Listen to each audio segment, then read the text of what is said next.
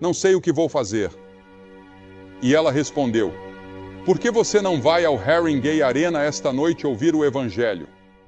Ela deu a ele alguns ingressos que tinha na bolsa e não o viu novamente, mas se perguntou o que teria acontecido com ele e orou por ele. Um ano depois, estávamos de volta àquela mesma cidade, Londres, realizando uma cruzada no estádio de Wembley, onde, aliás, choveu torrencialmente todas as noites ao ar livre, exceto na última noite, que foi clara e extremamente fria. Então, tivemos um agradável tempo na chuva e no frio, mas em média, 60.000 pessoas compareceram todas as noites.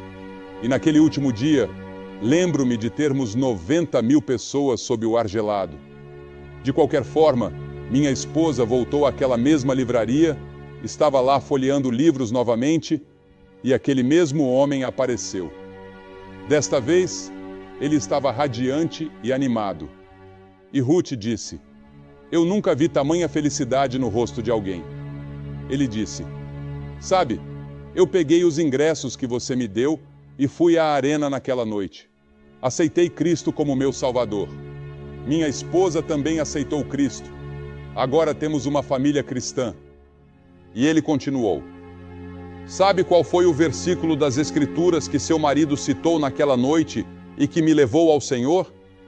Ele disse que foi o Salmo 102.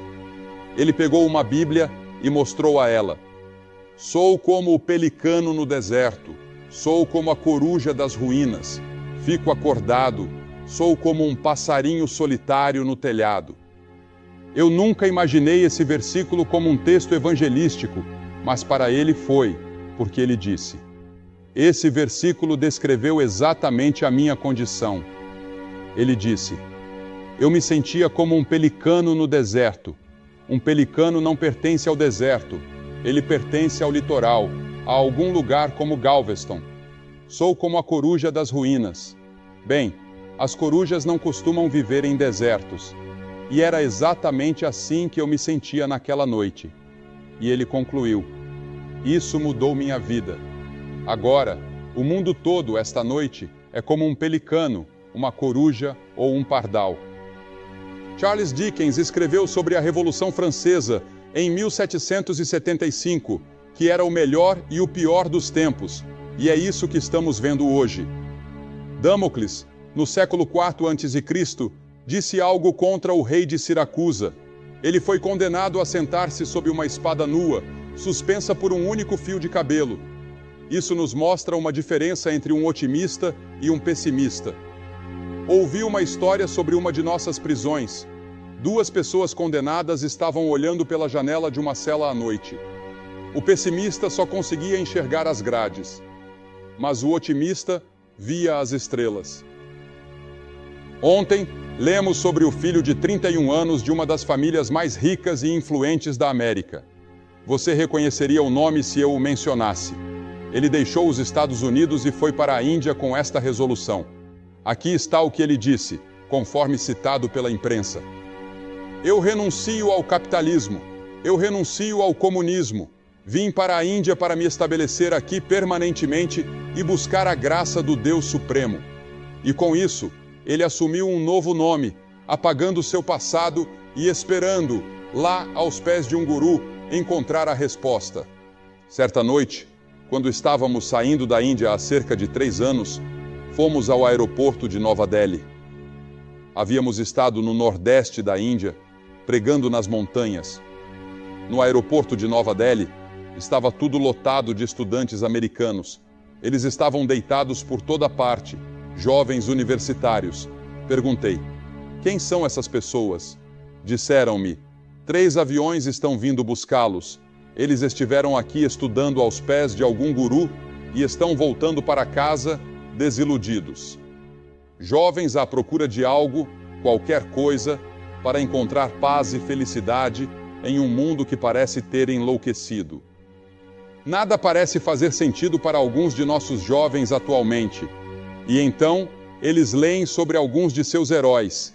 Lembro-me de 15 ou 20 anos atrás, quando as pessoas ficaram absolutamente alucinadas por Elvis Presley. E agora, o julgamento acabou. E lemos na imprensa sobre como ele acabou tão mal em seus últimos dias, envolvido com drogas, e como essas drogas provavelmente contribuíram para sua morte precoce. Muitas das pessoas que são seus heróis, e muitas das que você pensa estarem no topo, na verdade, em seus corações, estão no fundo do poço, buscando algo. Elas não encontram isso em toda essa popularidade, não encontram na adulação, não encontram no dinheiro, não encontram em outra filosofia, mas elas podem encontrar em Jesus Cristo. E você também pode. Há um número de telefone na sua tela agora. Se você pegar o telefone e ligar para esse número, um conselheiro estará disponível para conversar com você. Você pode encontrar a resposta na pessoa de Jesus Cristo. Muitos de vocês aqui, esta noite, têm um desejo não realizado em suas almas. Há cerca de um ano, suponho, um taxista de Nova York me perguntou se havia algo para se alegrar no lugar de onde eu venho, e eu respondi: certamente há muitas coisas para se alegrar. E me lembrei de pelo menos 4 vezes em que Jesus disse: tenha bom ânimo. A primeira vez que Jesus disse isso foi a um paralítico. Ele disse: filho, tem bom ânimo, os teus pecados estão perdoados. Este homem sofria de paralisia, mas Jesus sabia que ele tinha necessidades mais profundas. Jesus disse: nem só de pão viverá o homem. Jesus disse: a vida de um homem não consiste na abundância dos bens que ele possui. Há algo mais profundo em sua vida que você precisa, algo que o materialismo não pode satisfazer. Dinheiro não pode satisfazer. Prazer não pode satisfazer. E uma das coisas que você precisa é o perdão dos pecados, porque todos nós pecamos contra Deus. A palavra pecado significa transgressor da lei. Você é um transgressor das leis de Deus, assim como eu. E a Bíblia diz que se você quebrou a lei em um único ponto, você quebrou todas as leis de Deus. Então somos transgressores de todas as leis de Deus. E há uma penalidade por quebrar a lei de Deus. Essa penalidade é a morte, a destruição, o julgamento e o inferno. Essa é a penalidade. E todos estamos sob essa sentença. Somos como Damocles, sentados sob aquela espada nua. Já estamos sob condenação. Não seremos condenados quando morrermos. Estamos condenados agora. Já estamos sob condenação. Mas Jesus veio para nos salvar dessa condenação e da penalidade do pecado. Não se enganem, de Deus não se zomba. Aquilo que o homem semear, isso também colherá. O homem está preso pelo pecado. Estamos em uma armadilha, como um rato capturado. Um filme exibido em Houston esta semana se chama O Primeiro Pecado Mortal. E o primeiro pecado mortal foi cometido por Adão e Eva no Jardim do Éden, quando se rebelaram contra Deus e quebraram suas leis. Você e eu herdamos essa mesma tendência ao pecado. Ela foi passada a Caim e Abel. E Caim matou seu irmão. Ele ficou com ciúmes, cheio de orgulho, e cometeu assassinato. Isso aconteceu logo fora do Jardim do Éden. E ainda acontece hoje, em todos os lugares do mundo. Não só isso, mas também sofremos a morte espiritual e a morte eterna. Isso significa que quando seu corpo morre, sua alma, o espírito que vive em seu corpo, parte para a eternidade, longe de Deus, perdida. E é por isso que é tão importante que você se arrependa dos seus pecados e se volte para Cristo enquanto há tempo. Estamos presos no pecado.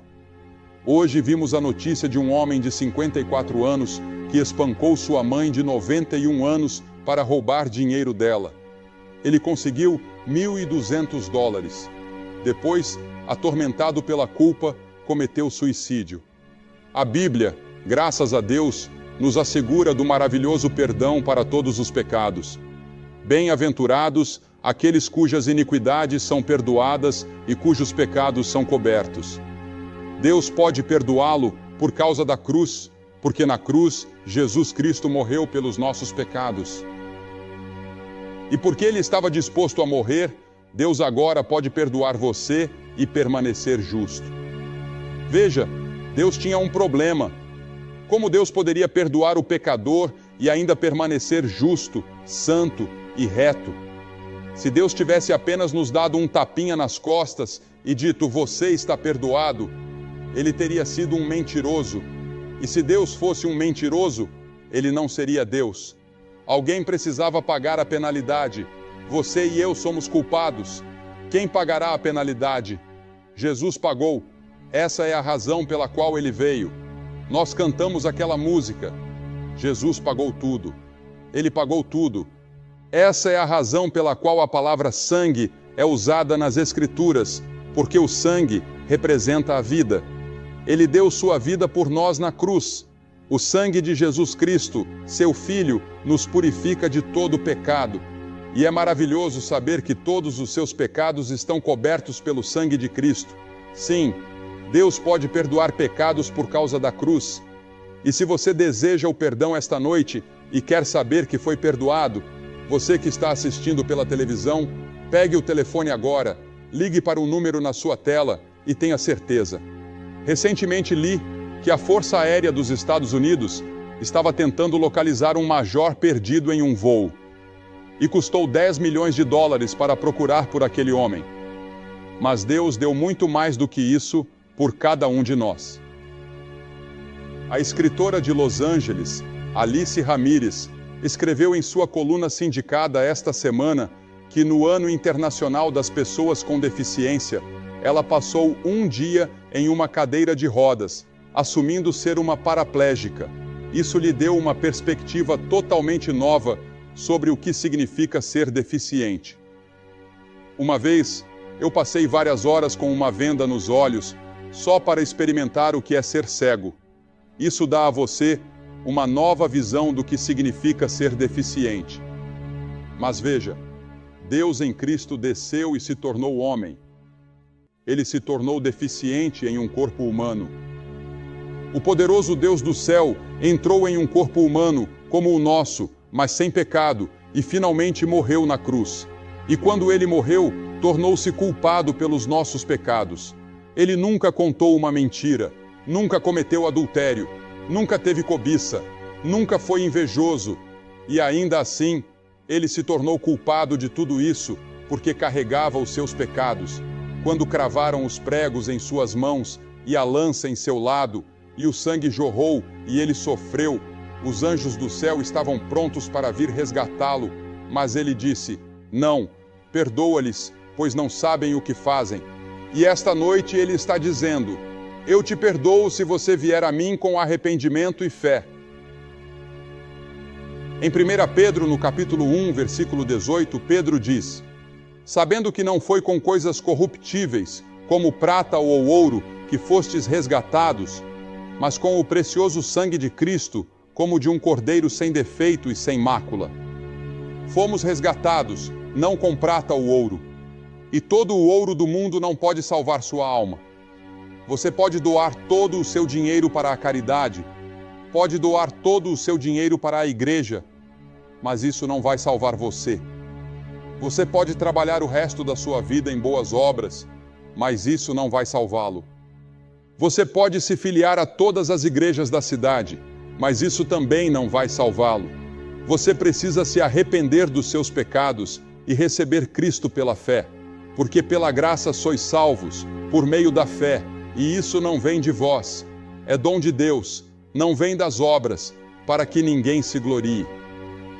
Você não pode comprar sua salvação, é graça, e a palavra graça significa favor imerecido, algo que você não merece, mas que Deus lhe dá como presente. Algo que você não pode comprar nem conquistar. É um presente. E Deus oferece esse presente. Mas você precisa estender a mão e recebê-lo.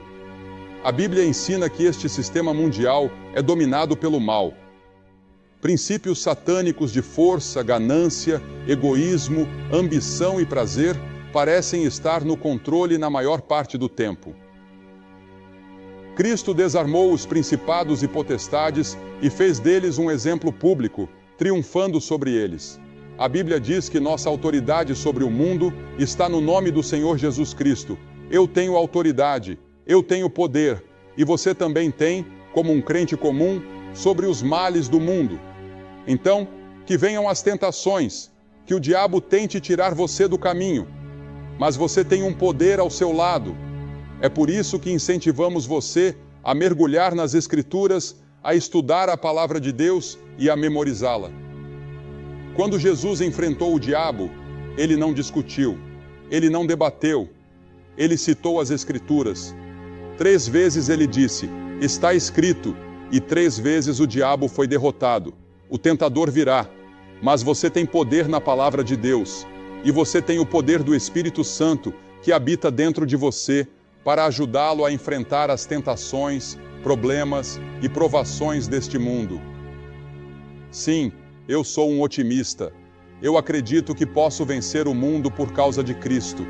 Não tenho medo de todos os pecados, males, luxúrias e tentações ao meu redor. Posso andar em linha reta no meio deste mundo. Isso não significa que eu saio do mundo. Vivo todos os dias nele e as tentações estão lá. Mas eu tenho poder para dizer não. Você também tem esse poder em Jesus Cristo. Eu vou para a cama todas as noites com a esperança de que Cristo está voltando. Não, este mundo não vai acabar em uma grande guerra atômica. A raça humana não será totalmente destruída. Deus tem outros planos. Ele planejou que Cristo esteja no trono, que Cristo reine e que o mal seja destruído. O diabo será lançado no inferno, os demônios serão lançados no inferno e haverá alegria universal, paz universal e justiça universal. Mas as Escrituras nos dizem que você e eu precisamos fazer uma escolha. Josué disse, escolhei hoje a quem servireis. Elias perguntou, até quando cocheareis entre 2 pensamentos? Jesus disse, ninguém pode servir a 2 senhores. Jesus também disse, entrai pela porta estreita, porque larga é a porta e espaçoso o caminho que conduz à perdição, e muitos são os que entram por ela. Porque estreita é a porta e apertado o caminho que leva à vida, e poucos são os que a encontram. No capítulo 7 de Mateus, Jesus apresenta 2 caminhos, o caminho largo e o caminho estreito. Ele também fala sobre 2 árvores, uma que dá bons frutos e outra que dá frutos ruins.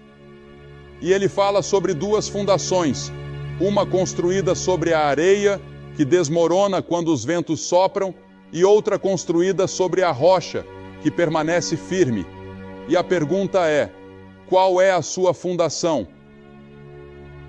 Você precisa fazer uma escolha. Você pode perguntar, o que devo fazer, Billy? Primeiro, você precisa se arrepender de seus pecados. Arrepender-se significa estar disposto a mudar sua maneira de viver. É dizer, ó Deus, sou um pecador.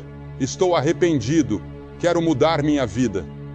Depois, com uma fé simples e infantil, como uma criança confia em seus pais, você precisa confiar somente em Jesus para a sua salvação. Somente Jesus. E então, você deve estar disposto a segui-lo e servi-lo, não importa o custo. Se você tem dúvidas se conhece a Cristo, eu o convido a tomar uma decisão agora mesmo. Seja onde você estiver. Levante-se, declare-se para Cristo. Milhares já fizeram isso e você também pode. Venha a Cristo e diga, hoje eu quero saber que tenho vida eterna. Quero saber que meus pecados foram perdoados. Quero que Cristo tenha toda a minha vida e estou disposto a pagar o preço que Ele me pedir. Se você está com amigos ou familiares, eles esperarão por você. Por que eu peço que você venha publicamente? Porque todo aquele que Jesus chamou no Novo Testamento, Ele chamou publicamente. E Ele disse, aquele que me confessar diante dos homens, eu o confessarei diante de meu Pai, que está nos céus. Mas aquele que me negar diante dos homens, eu o negarei diante de meu Pai, que está nos céus. Ele morreu na cruz publicamente por você. Enquanto pessoas zombavam e riam dele, ele estava lá, sofrendo por você. Agora ele diz, venha publicamente e declare-se para mim. A Bíblia nos adverte, o meu espírito não contenderá para sempre com o homem. Isso significa que há uma janela de oportunidade para responder ao chamado de Deus. Não deixe que este momento passe. A salvação é agora. Hoje é o dia da sua salvação. Você pode nunca mais estar tão próximo do reino de Deus como está agora.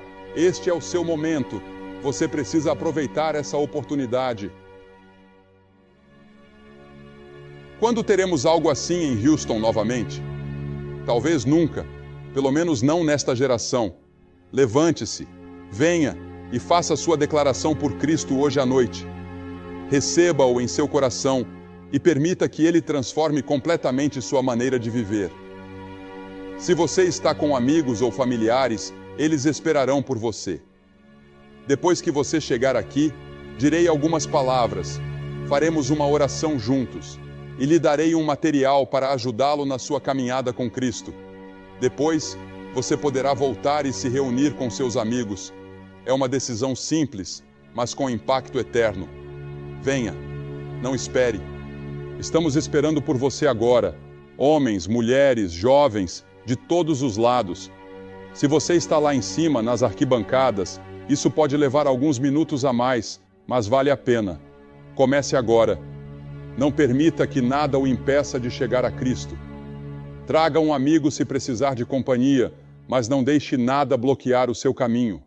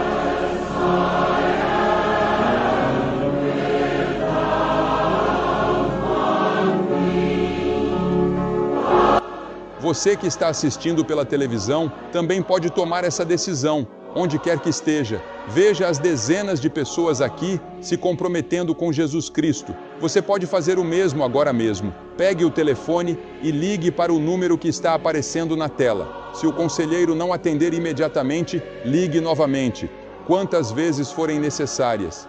E depois de fazer esse compromisso, certifique-se de ir à igreja no próximo domingo.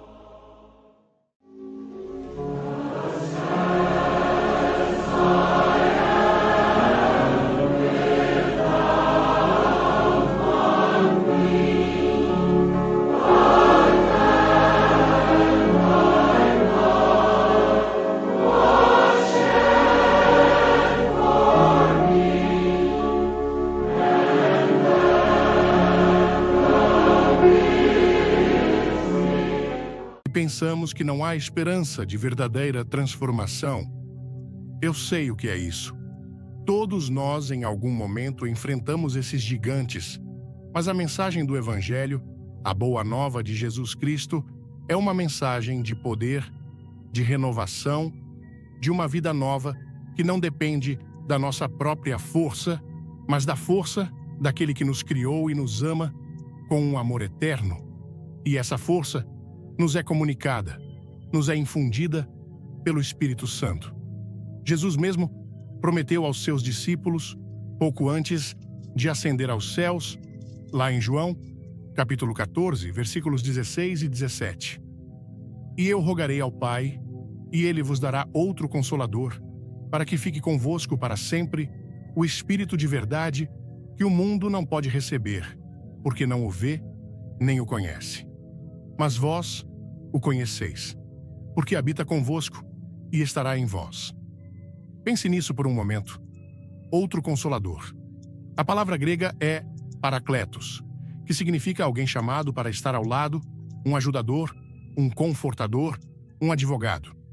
Jesus estava dizendo: eu estive com vocês, mas agora vou enviar alguém que estará não apenas com vocês, mas em vocês. Que promessa maravilhosa! Este não é um poder impessoal, uma energia cósmica vaga. Não. O Espírito Santo é uma pessoa divina, a terceira pessoa da Trindade. Deus habitando em nós. É Ele quem nos convence do pecado, da justiça e do juízo. Como Jesus explicou em João, capítulo 16, versículo 8. E quando Ele vier, convencerá o mundo do pecado, da justiça e do juízo. Sem essa convicção amorosa do Espírito, como poderíamos reconhecer nossa necessidade de um Salvador? Como poderíamos nos arrepender e nos voltar para Deus? É Ele quem abre nossos olhos espirituais para a verdade de Cristo. É Ele quem nos regenera, nos faz nascer de novo, como Jesus disse a Nicodemos em João, capítulo 3, versículo 5. Na verdade, te digo que aquele que não nascer da água e do Espírito não pode entrar no reino de Deus. Este novo nascimento não é algo que possamos produzir por nós mesmos. É uma obra sobrenatural do Espírito Santo no coração daquele que crê. E o que acontece quando o Espírito Santo entra em nossa vida?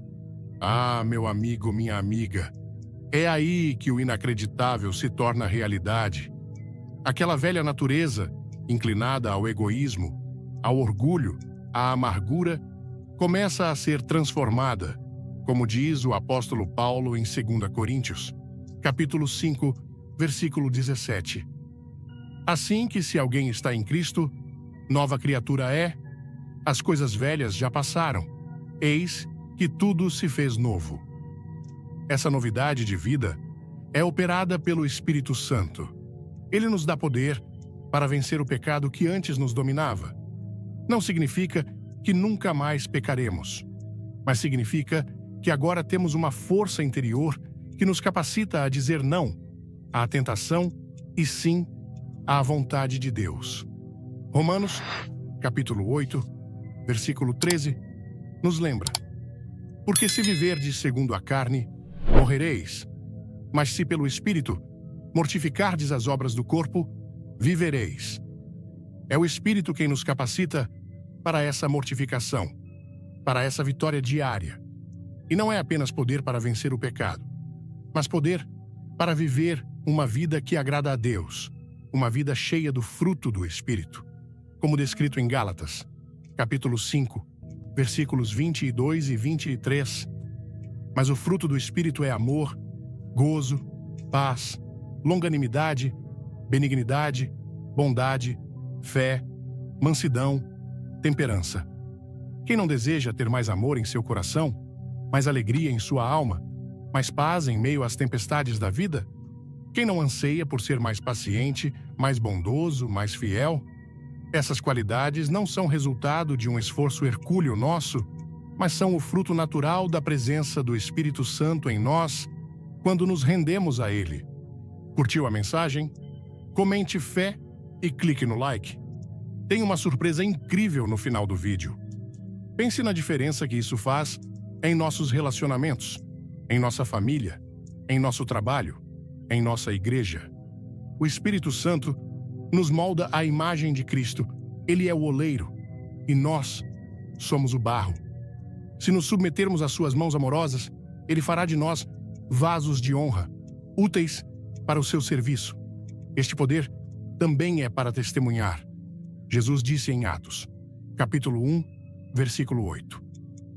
Mas recebereis a virtude do Espírito Santo, que há de vir sobre vós, e ser-me-eis testemunhas, tanto em Jerusalém como em toda a Judéia e Samaria, e até aos confins da terra.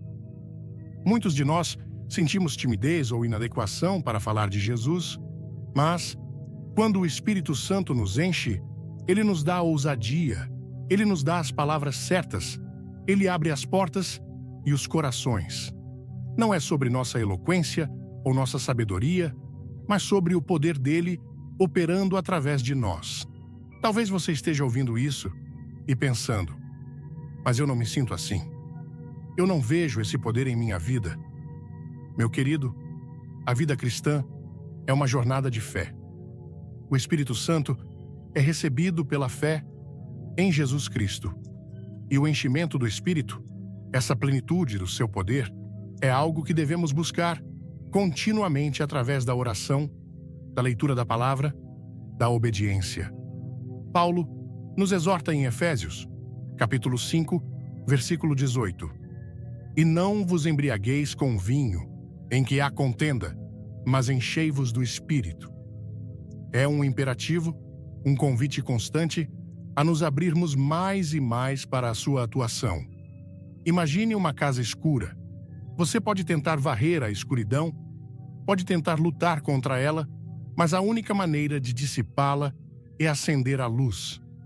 O Espírito Santo é essa luz divina que quer inundar cada cômodo da sua vida, cada canto escuro do seu coração, trazendo clareza, propósito e uma força que você nunca imaginou possuir. Este poder não é para alguns poucos escolhidos, para os super santos. Não. É para todo aquele que pertence a Cristo. Você é templo do Espírito Santo, como nos ensina 1 Coríntios, capítulo 6, versículo 19. Ou não sabeis que o vosso corpo é o templo do Espírito Santo, que habita em vós, proveniente de Deus, e que não sois de vós mesmos? Que pensamento extraordinário! O Deus Todo-Poderoso escolhe fazer morada em nós, em vasos de barro frágeis e imperfeitos. Isso não deveria nos encher de temor e tremor, mas também de uma profunda gratidão e de um desejo ardente de viver de maneira digna dessa presença. O Espírito Santo anseia por ter um relacionamento íntimo com você, por guiá-lo em todas as suas decisões, por consolá-lo em suas tristezas, por fortalecê-lo em suas fraquezas e por usá-lo para a glória de Deus. Permita que ele faça essa obra em você. Não resista à sua voz suave, não entristeça o espírito com pecado deliberado, não apague a sua chama com incredulidade ou indiferença. Abra seu coração hoje para a plenitude do Espírito Santo. E talvez você se pergunte: como posso experimentar mais desse poder? Como posso viver nessa plenitude? A resposta, meu amigo, minha amiga, começa com um desejo sincero e uma rendição contínua. É como um rio. Para que a água flua abundantemente, o leito do rio precisa estar desobstruído. Da mesma forma, para que o Espírito Santo flua poderosamente em nós e através de nós, precisamos remover os obstáculos do pecado conhecido, da teimosia, da incredulidade. Precisamos, como o apóstolo Paulo nos exorta em Efésios, capítulo 4, versículo 30, e não entristeçais o Espírito Santo de Deus, no qual estáis selados para o dia da redenção. Pense nisso, selados. O Espírito Santo é o selo de Deus em nós, a garantia da nossa herança eterna, a prova de que pertencemos a Ele. Que segurança maravilhosa Ele nos dá! Ele é aquele que testifica com o nosso espírito que somos filhos de Deus, como Romanos, capítulo 8, versículo 16, nos assegura. O mesmo Espírito testifica com o nosso espírito que somos filhos de Deus. Esse testemunho interior, essa convicção profunda de que pertencemos a Deus, não por nossos méritos, mas pela sua graça, é uma das obras mais preciosas do Espírito Santo em nós. Ele nos traz a certeza da salvação quando as dúvidas assaltam, quando o inimigo tenta nos acusar. É o Espírito quem nos lembra da obra consumada de Cristo na cruz e da nossa justificação pela fé. Ele nos lembra das palavras de Jesus em João, capítulo 10, versículo 28. E dou-lhes a vida eterna, e nunca hão de perecer, e ninguém as arrebatará da minha mão. Que conforto saber que nossa salvação está segura nas mãos do nosso Salvador, e o Espírito Santo nos confirma essa verdade em nosso íntimo. Essa certeza não nos leva à presunção, mas a uma profunda gratidão e a um desejo de viver de forma a agradar aquele que tanto nos amou. E ele não apenas nos cela e nos dá certeza, mas ele nos guia. Jesus prometeu em João, capítulo 16, versículo 13. Mas quando vier aquele Espírito de verdade, ele vos guiará em toda a verdade, porque não falará de si mesmo, mas dirá tudo o que tiver ouvido, e vos anunciará o que há de vir. Que promessa extraordinária! Em um mundo cheio de confusão, de vozes contraditórias, de caminhos que parecem certos, mas levam à perdição, como diz Provérbios, capítulo 14, versículo 12. Há um caminho que ao homem parece direito, mas o fim dele são os caminhos da morte. Temos um guia infalível. Quer mais poder em sua vida? Inscreva-se agora e comente Amém. Não perca o final emocionante. O Espírito Santo nos guia através da Palavra de Deus, iluminando as Escrituras para que possamos compreendê-las e aplicá-las à nossa vida. Quantas vezes abrimos a Bíblia e um versículo salta aos nossos olhos, falando diretamente à nossa situação? Esse é o Espírito Santo ensinando e guiando. Ele nos guia em nossas decisões, grandes e pequenas, se estivermos dispostos a ouvir sua voz suave e mansa. Muitas vezes, essa orientação não vem como uma voz audível, mas como uma convicção interior, uma paz que excede todo o entendimento ao considerarmos um caminho, ou uma inquietação que nos alerta para o perigo.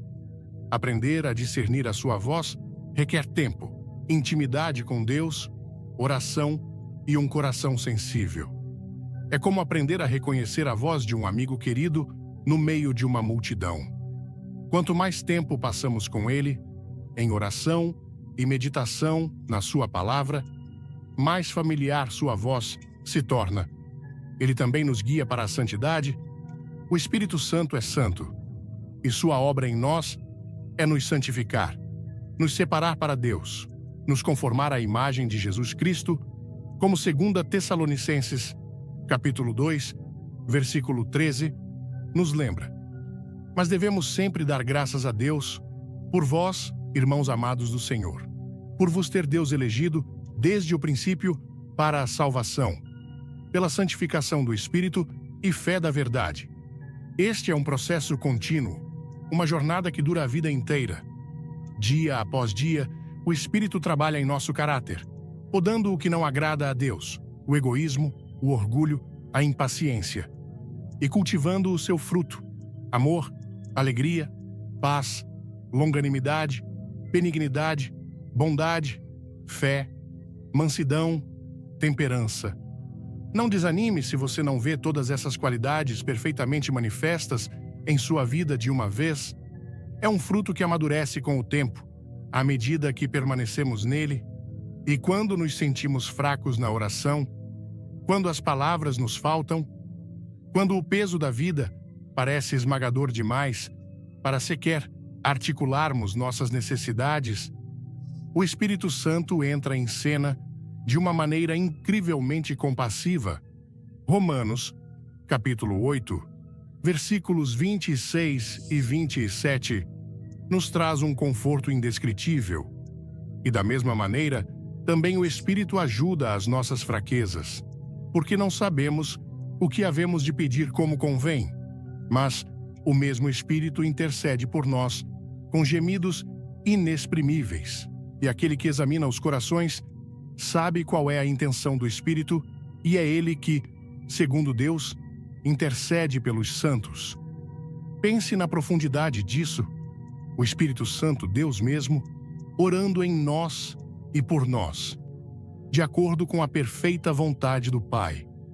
Que segurança saber que mesmo em nossa incapacidade, mesmo quando tudo o que podemos fazer é gemer diante de Deus, nossas orações estão sendo aperfeiçoadas e elevadas ao trono da graça pelo próprio Espírito de Deus.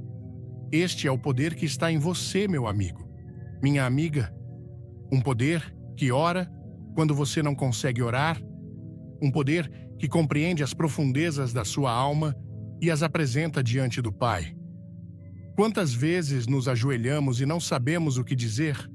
Nessas horas, podemos simplesmente clamar: Espírito Santo, ore por mim. E Ele o fará. Ele é o nosso advogado celestial, juntamente com Jesus, que também intercede por nós à direita do Pai, como Romanos, capítulo 8, versículo 34, nos diz: quem é que condena? Pois é Cristo quem morreu, ou antes, quem ressuscitou, o qual está à direita de Deus e também intercede por nós. Temos uma dupla intercessão divina. Além disso, o Espírito Santo nos une como crentes, formando o corpo de Cristo, a Igreja. 1 Coríntios, capítulo 12, versículo 13, diz: pois todos nós fomos batizados em um Espírito, formando um corpo, quer judeus, quer gregos, quer servos, quer livres, e todos temos bebido de um Espírito. É Ele quem quebra as barreiras de raça, cultura e status social, unindo-nos no amor de Cristo. Em um mundo tão dividido, a unidade da Igreja, operada pelo Espírito, é um testemunho poderoso.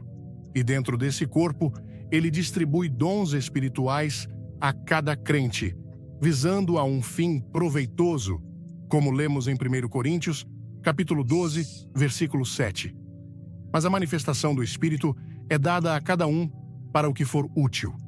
E o versículo 11 continua: mas um só, e o mesmo Espírito, opera todas estas coisas, repartindo particularmente a cada um como quer. Se o Espírito Santo falou com você, deixe um coração nos comentários. Assista até o fim para uma bênção especial.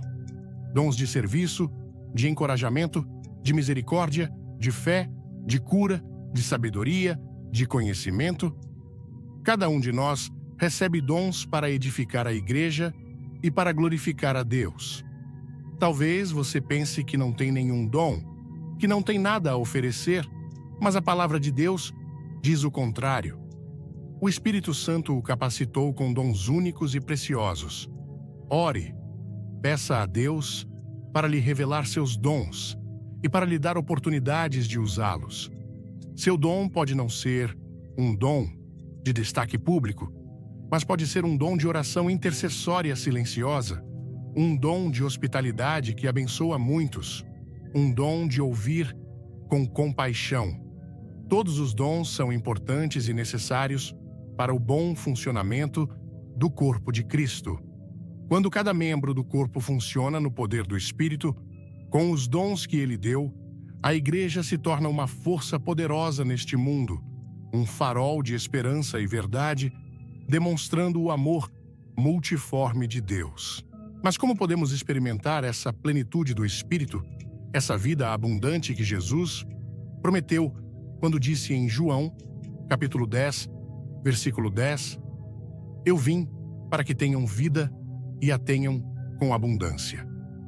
Em Efésios, capítulo 5, versículo 18, Paulo nos dá um mandamento claro: e não vos embriagueis com vinho, em que há contenda, mas enchei-vos do Espírito.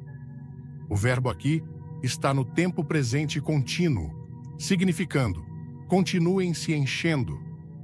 Não é uma experiência única e definitiva para a maioria, mas um processo diário, um estilo de vida de dependência e submissão ao Espírito. Como nos enchemos? Primeiro, confessando e abandonando todo o pecado conhecido. O pecado entristece o Espírito e obstrui o seu fluxo em nós. Se pecarmos, temos um advogado para com o Pai, Jesus Cristo, o justo, E 1 João, capítulo 1, versículo 9, nos promete: se confessarmos os nossos pecados, Ele é fiel e justo para nos perdoar os pecados e nos purificar de toda injustiça. A confissão e o arrependimento mantêm o canal limpo para a comunhão com o Espírito. Segundo, rendendo nossa vontade a Deus diariamente, dizendo como Jesus no Getsêmani: não seja feita a minha vontade, mas a tua. Esta é uma entrega consciente, momento a momento, das nossas vontades, planos e desejos a Ele. Terceiro, alimentando-nos da palavra de Deus. O Espírito usa a palavra para nos transformar e nos guiar. O Salmo 119, versículo 105 diz: lâmpada para os meus pés é tua palavra e luz para o meu caminho. Quanto mais meditamos na palavra, mais o Espírito tem material para trabalhar em nós. Quarto, através da oração fervorosa, pedindo especificamente para sermos cheios do Espírito, Jesus disse em Lucas, capítulo 11, versículo 13: pois se vós, sendo maus, sabeis dar boas dádivas aos vossos filhos, quanto mais dará o Pai Celestial o Espírito Santo àqueles que lhe pedirem. É uma promessa. Se pedirmos com fé e sinceridade, Ele nos dará. Não é uma questão de barganhar com Deus, mas de expressar nosso desejo profundo por mais dele em nossas vidas. Quinto, vivendo em obediência aos mandamentos de Deus por amor. Jesus disse em João, capítulo 14, versículo 15: se me amais, guardai os meus mandamentos, e eu rogarei ao Pai, e Ele vos dará outro Consolador. A obediência nascida do amor abre as portas para uma maior manifestação do Espírito. Este poder do Espírito Santo não é algo místico e inatingível, reservado para uns poucos. É real, é prático, é para você hoje. Ele quer lhe dar força para vencer aquela tentação que o assedia há tanto tempo.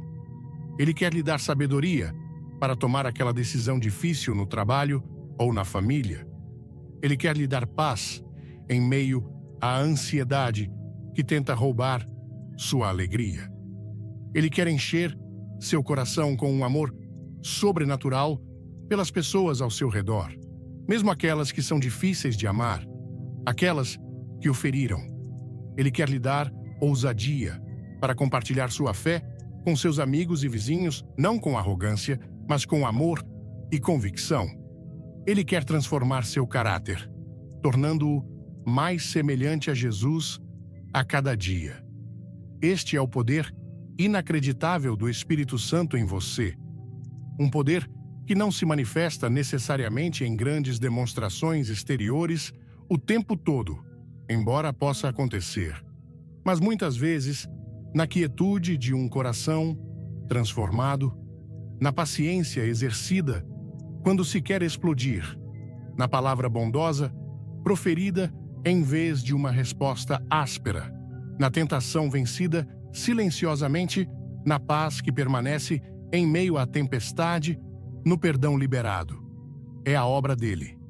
A vida cristã não é uma tentativa de viver para Deus com nossas próprias forças.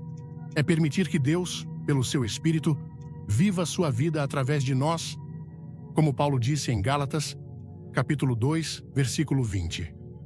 Já estou crucificado com Cristo e vivo, não mais eu, mas Cristo vive em mim, e a vida, que agora vivo na carne, vivo-a na fé do Filho de Deus, o qual me amou e se entregou a si mesmo por mim. É Cristo vivendo em nós, pelo seu Espírito. Que verdade libertadora! Antes de começar, inscreva-se e comente "Eu creio". Uma surpresa poderosa te espera no final. Solte as rédeas da sua vida e entregue-as ao Espírito Santo. Confie nele, dependa dele, espere nele, e você começará a ver esse poder inacreditável se manifestando em maneiras que você nunca sonhou serem possíveis. Sua vida nunca mais será a mesma quando você aprender a andar no Espírito, a ser guiado pelo Espírito a ser cheio do Espírito. Ele é o segredo da vida cristã vitoriosa e abundante que Deus planejou para cada um de seus filhos. Não se contente com menos do que a plenitude que Ele oferece. Busque-o de todo o seu coração. Ele está mais perto do que você imagina, pois Ele habita em você. Se você entregou sua vida a Jesus Cristo, sim, Ele habita em você. Se você entregou sua vida a Jesus Cristo, que verdade transformadora! E quando falamos em buscar a sua plenitude, não estamos falando de alcançar algum estado místico inatingível, mas de cultivar uma dependência diária e consciente nele. É como respirar. Você não pensa em cada inspiração e expiração, mas sem elas não haveria vida. Da mesma forma, a vida no Espírito é uma respiração espiritual constante, um voltar-se para Ele em cada momento, em cada decisão, em cada desafio. Pense no poder que está à sua disposição neste exato instante, um poder que pode acalmar o coração mais ansioso. Sabe aquela preocupação que te rouba o sono? Aquela incerteza sobre o futuro que te paralisa? O Espírito Santo é o Espírito de paz. Filipenses, capítulo 4, versículos 6 e 7, nos encoraja. Não estejais inquietos por coisa alguma. Antes, as vossas petições sejam em tudo conhecidas diante de Deus pela oração e súplica, com ação de graças. E a paz de Deus, que excede todo o entendimento, guardará os vossos corações e os vossos pensamentos em Cristo Jesus. Quem guarda nossos corações e pensamentos é Deus, através da sua paz, uma paz que o Espírito Santo ministra em nós. Quando o mundo ao seu redor está em caos, quando as notícias são desanimadoras, quando as pressões da vida parecem insuportáveis, você pode encontrar um refúgio de paz no Espírito Santo. Ele não remove necessariamente todos os problemas de uma vez, mas ele te dá a força e a serenidade para atravessá-los, firmando seus pés na rocha que é Cristo. E esse poder se manifesta de maneiras muito práticas, na transformação do nosso caráter. Quantos de nós lutamos com um temperamento explosivo, com palavras ásperas que ferem aqueles que amamos? Quantos de nós somos assombrados pela inveja, pelo ciúme, pelo ressentimento que amarga a alma? Por nossas próprias forças, essas batalhas são exaustivas e muitas vezes infrutíferas. Mas o Espírito Santo é o agente de santificação. Ele trabalha em nós, gentilmente e pacientemente, mas com um poder que quebra cadeias. Ele nos convence da raiz desses pecados, nos mostra o quanto eles entristecem o coração de Deus e o quanto nos prejudicam, e ele nos capacita a escolher um caminho diferente. Quando você sente a raiva subindo e, em vez de explodir, você ora pedindo autocontrole e consegue responder com mansidão, isso é o Espírito Santo em ação. Quando você sente a ponta da inveja e, em vez de alimentá-la, você escolhe se alegrar com a bênção do outro e orar por ele, isso é o Espírito Santo operando. Ele nos ajuda a despojar-nos do velho homem com os seus feitos e a revestir-nos do novo homem, que se renova para o conhecimento segundo a imagem daquele que o criou, como Paulo nos instrui em Colossenses, capítulo 3, versículos 9 e 10. Essa renovação não é cosmética, é profunda, é de dentro para fora. É o Espírito Santo cultivando em nós o fruto do amor, da alegria, da paz, da longanimidade, da benignidade, da bondade, da fé, da mansidão, da temperança. E esse fruto não é apenas para nosso benefício, mas para abençoar todos ao nosso redor, para ser um testemunho vivo do poder transformador de Deus. Seus familiares, seus amigos, seus colegas de trabalho notarão a diferença quando o Espírito Santo tiver liberdade para operar em você. Além disso, o Espírito Santo é o nosso mestre divino, nosso professor. Jesus disse em João, capítulo 14, versículo 26: Mas aquele Consolador, o Espírito Santo que o Pai enviará em meu nome, esse vos ensinará todas as coisas e vos fará lembrar de tudo quanto vos tenho dito. Quantas vezes lemos a Bíblia e certas passagens parecem obscuras, difíceis de entender? Antes de ler, peça ao Espírito Santo para iluminar a sua palavra. Ele tem uma capacidade maravilhosa de abrir nosso entendimento, de nos mostrar a relevância das Escrituras para a nossa vida hoje. Ele nos ajuda a ver Jesus em cada página da Bíblia. Ele nos lembra das promessas de Deus quando estamos desanimados, dos seus mandamentos quando estamos confusos sobre qual caminho seguir, das suas advertências quando estamos sendo tentados. A Bíblia se torna um livro vivo, uma carta de amor de Deus para nós. Quando o Espírito Santo é o nosso intérprete, ele não nos dará novas revelações contrárias à palavra escrita, pois ele é o Espírito da verdade, e a palavra é a verdade. Mas ele nos dará uma compreensão mais profunda e uma aplicação pessoal da verdade já revelada. Sem o Espírito Santo, a Bíblia pode ser apenas um livro de história ou de regras morais. Com o Espírito Santo, ela se torna pão para nossa alma, luz para nosso caminho, a voz de Deus falando diretamente ao nosso coração. Portanto, valorize a palavra de Deus, medite nela dia e noite e peça ao Espírito Santo para torná-la real e transformadora em sua vida. E ele também nos capacita para o serviço. Você pode pensar: eu sou uma pessoa comum, não tenho grandes talentos. O que posso fazer para Deus?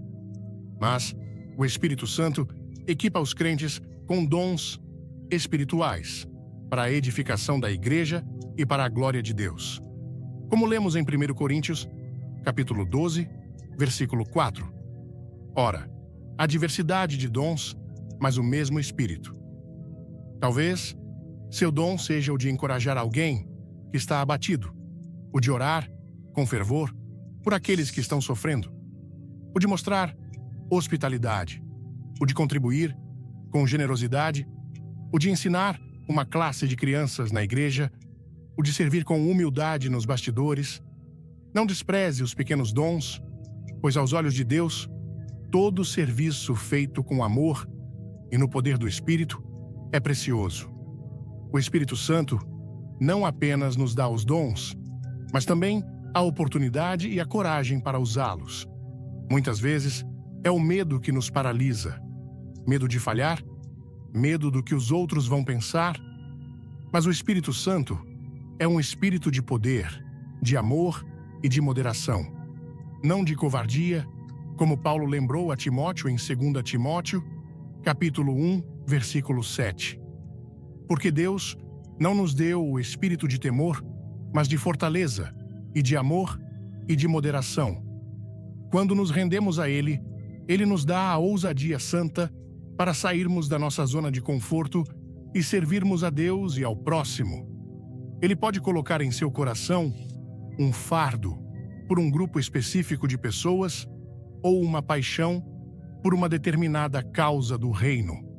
Não ignore esses impulsos do Espírito, ore sobre eles, busque conselho de irmãos maduros na fé e dê passos de obediência.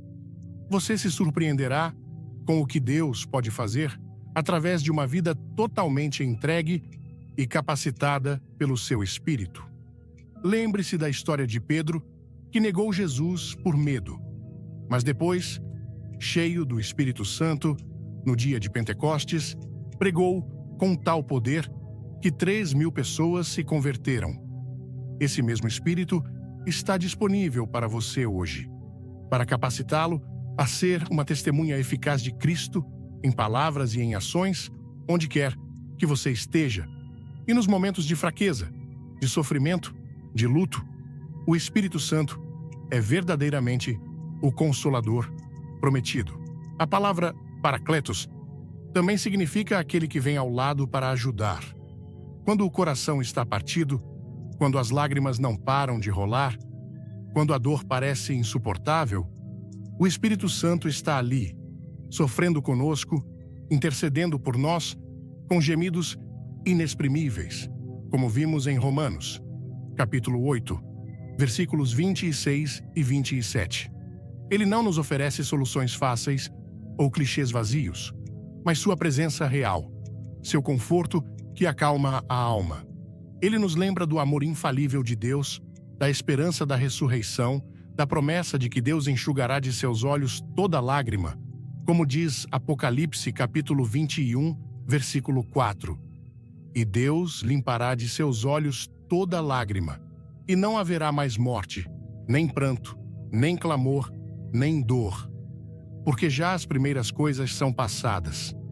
Ele nos ajuda a encontrar sentido, mesmo no sofrimento, sabendo que todas as coisas contribuem juntamente para o bem daqueles que amam a Deus, daqueles que são chamados segundo o seu propósito, como Romanos, capítulo 8, versículo 28, nos assegura.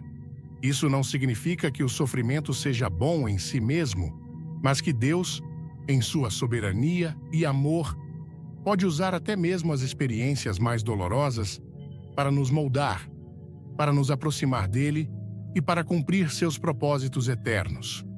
O Espírito Santo nos dá a força para perseverar, para não desistir, para manter nossa fé firme, mesmo quando não entendemos os caminhos de Deus. Ele é o óleo da alegria, em vez do pranto, a veste de louvor, em vez do espírito angustiado.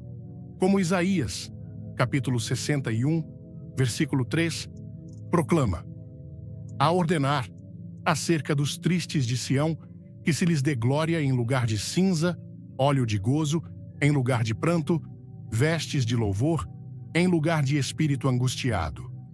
Ele pode transformar nosso luto em dança, nossa tristeza em alegria. Isso não acontece da noite para o dia, é um processo, mas Ele está conosco em cada passo do caminho, sustentando-nos com sua graça. Quantos crentes, ao longo da história, enfrentaram perseguições terríveis, perdas inimagináveis, doenças debilitantes e ainda assim mantiveram uma fé radiante e um testemunho poderoso? Foi o poder do Espírito Santo que os sustentou. Esse mesmo poder está disponível para você, meu amigo, minha amiga, em qualquer tribulação que você esteja enfrentando. É importante lembrar que viver no Espírito também envolve uma batalha espiritual. O apóstolo Paulo fala em Gálatas, capítulo 5, versículo 17. Porque a carne cobiça contra o Espírito e o Espírito contra a carne, e estes opõem-se um ao outro, para que não façais o que quereis. Há uma luta constante dentro de nós entre a nossa velha natureza pecaminosa, a carne, e a nova natureza que recebemos em Cristo, vivificada pelo Espírito. Não devemos nos surpreender com essa luta. Ela é uma evidência de que o Espírito está vivo e ativo em nós. O perigo é ceder aos desejos da carne. Mas a boa notícia é que os que são de Cristo crucificaram a carne com as suas paixões e concupiscências. Como Gálatas, capítulo 5, versículo 24, nos diz. E Romanos, capítulo 8, versículo 13, nos dá a chave. Porque se viverdes segundo a carne, morrereis. Mas, se pelo Espírito mortificardes as obras do corpo, vivereis. É pelo poder do Espírito que podemos dizer não aos desejos da carne e sim à vontade de Deus. Isso requer uma escolha diária, uma vigilância constante e uma dependência total do Espírito. Não podemos vencer essa batalha com nossa própria força de vontade. Precisamos clamar pela ajuda do Espírito. Precisamos nos encher dele. Precisamos andar no Espírito. E andar no Espírito, como diz Gálatas, capítulo 5, versículo 16. Digo, porém, andai em Espírito e não cumprireis a concupiscência da carne. É o antídoto para não cumprir as concupiscências da carne. É um estilo de vida de submissão à sua liderança, de sensibilidade à sua voz, de obediência à sua direção. Quando tropeçamos, e tropeçaremos, pois ainda não somos perfeitos, não devemos desanimar ou nos entregar à condenação. Devemos nos levantar, confessar nosso pecado, receber o perdão de Deus, que é abundante, e nos firmar novamente no poder do Espírito, aprendendo com nossas falhas e crescendo em graça. Lembre-se, nenhuma condenação há para os que estão em Cristo Jesus, que não andam segundo a carne, mas segundo o Espírito, como Romanos, capítulo 8, versículo 1, proclama. Que libertação! O Espírito Santo nos liberta do poder do pecado e da condenação para vivermos em novidade de vida. Portanto, meu querido amigo, minha querida amiga, este poder inacreditável do Espírito Santo não é uma doutrina abstrata, é uma realidade viva e transformadora que Deus deseja que cada um de seus filhos experimente em sua plenitude. Ele está aqui para lhe dar poder sobre o pecado, para transformar seu caráter, à imagem de Cristo, para guiá-lo em toda a verdade, para confortá-lo em suas aflições, para capacitá-lo para o serviço e para lhe dar a certeza da sua salvação. Ele é o dom precioso de Deus para você. Como você responde a esse dom? Você o tem acolhido? Você tem buscado a sua plenitude? Você tem se rendido à sua obra transformadora em sua vida? Não se contente com uma vida cristã superficial ou morna. Há muito mais que Deus tem para você. Uma vida de intimidade com Ele, uma vida de propósito, uma vida de poder espiritual que pode impactar o mundo ao seu redor para a glória de Deus. Abra seu coração completamente para o Espírito Santo. Convide-o a encher cada área da sua vida, a assumir o controle, a guiá-lo, a usá-lo. Ele é gentil, ele não força a entrada, mas ele anseia por ter comunhão com você. E à medida que você aprende a andar no Espírito, a viver no Espírito, a ser cheio do Espírito, você descobrirá uma alegria, uma paz e um propósito que o mundo não pode dar nem tirar. Você experimentará, em primeira mão, o poder inacreditável do Espírito Santo em você. Que alegria profunda, que privilégio indescritível é saber que este poder inacreditável do Espírito Santo não é apenas uma teoria bonita, mas uma realidade viva, pulsante, disponível para cada um de nós que se achega a Jesus Cristo com um coração sincero e aberto. Ele anseia por preencher cada fibra do nosso ser, por nos guiar em cada passo, por nos fortalecer em cada fraqueza e por nos usar de maneiras que jamais poderíamos imaginar, tudo para a glória de Deus Pai. Talvez, enquanto você ouve estas palavras, algo esteja se movendo em seu interior. Talvez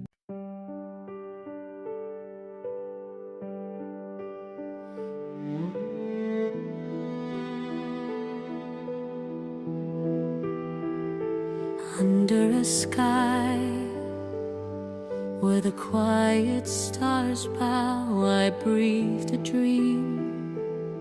You placed in me somehow, your voice was soft like a drifting flame, calling my heart by its secret name.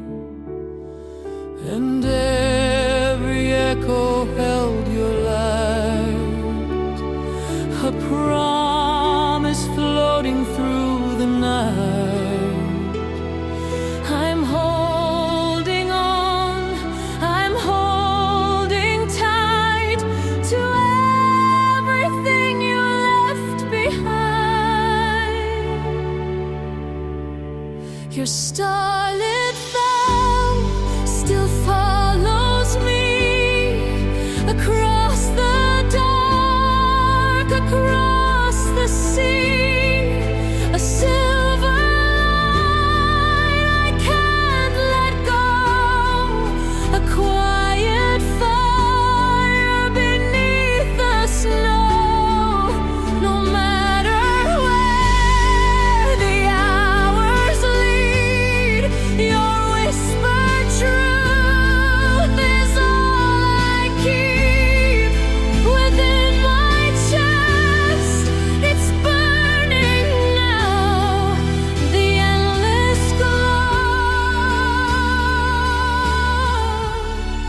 of your starlit vow. The wind remembers the words we made, carrying them through the night we prayed. Your touch remains like a gentle mark, a lantern warm in the deepest dark. And when the night begins to fade, your vow outshines the light of day. It pulls me close, it guides my way. Through every shadow I escape. Your starlit